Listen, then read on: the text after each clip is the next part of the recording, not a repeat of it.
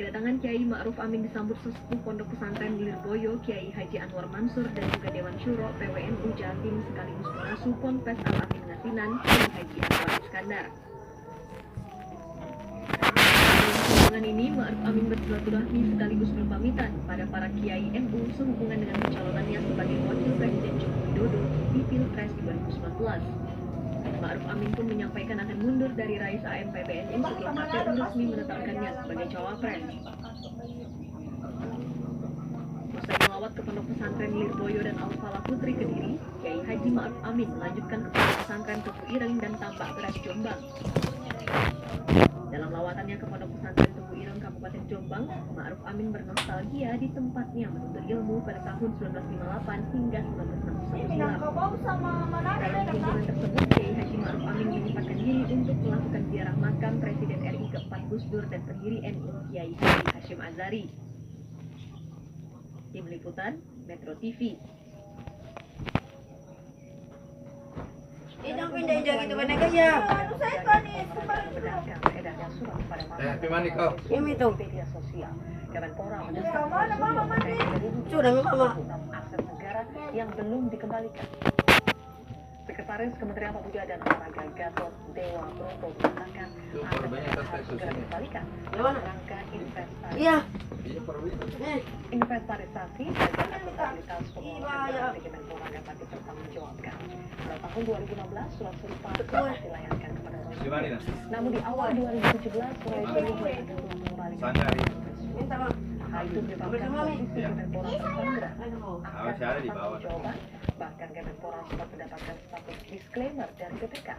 Meskipun saat ini BPK telah menyatakan Kemenpora dalam status wajar tanpa pengecualian atau WTP dalam keuangan setelah 4 tahun dinyatakan disclaimer, namun Kemenpora tidak menampik bahwasanya status tersebut disebabkan oleh mantan Menpora Roy Suryo yang belum membalikan keseluruhan aset negara milik Kemenpora.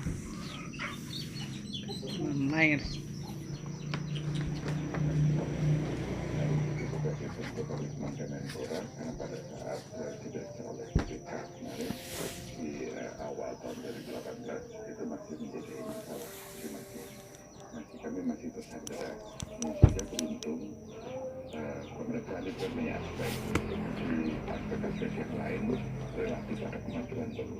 Beda dengan 2 tahun berturut-turut kemarin yang 2017 dan 2016. Sementara itu, Partai Demokrat enggan mencampuri persoalan kadernya Roy Suryo yang belum mengembalikan aset negara saat ia menjadi Menteri Pemuda dan Olahraga. Menurut Partai Demokrat, persoalan Roy Suryo yang belum mengembalikan aset negara adalah persoalan pribadi Roy Suryo. Terus kenapa? Masalahnya emang Bang Billy kemarin kesini loh. Oh gitu ya. Udah gitu dong. Iya. Tapi kelihatannya lagi burung. Serius. Kenapa gini? Ya itu Bang Uyak adanya gini. Kenapa? Dia lagi dihibur sama teman-temannya, kata lagi burung katanya.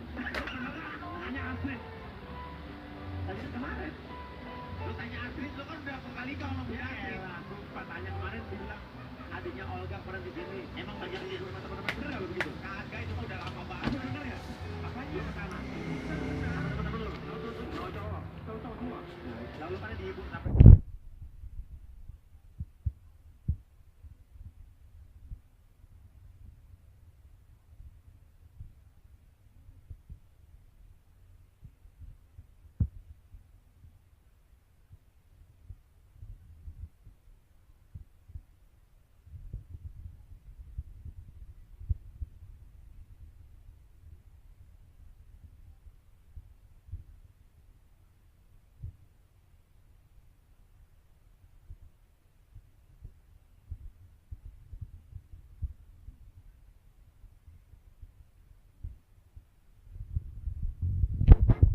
bonus para atlet Asian Games yang mendapatkan medali sudah turun dan Indonesia ada di peringkat keempat. Wow, atlet-atlet yang mendapatkan medali emas mendapatkan hadiah miliaran rupiah, Papi. Iya, dan sebelumnya Indonesia di Asian Games 4 tahun yang lalu hanya menduduki peringkat ke-17. Jauh ya, langsung keempat. Luar biasa, kita lihat nih. Kemajuan Indonesia luar biasa. Siapa kita? Indonesia.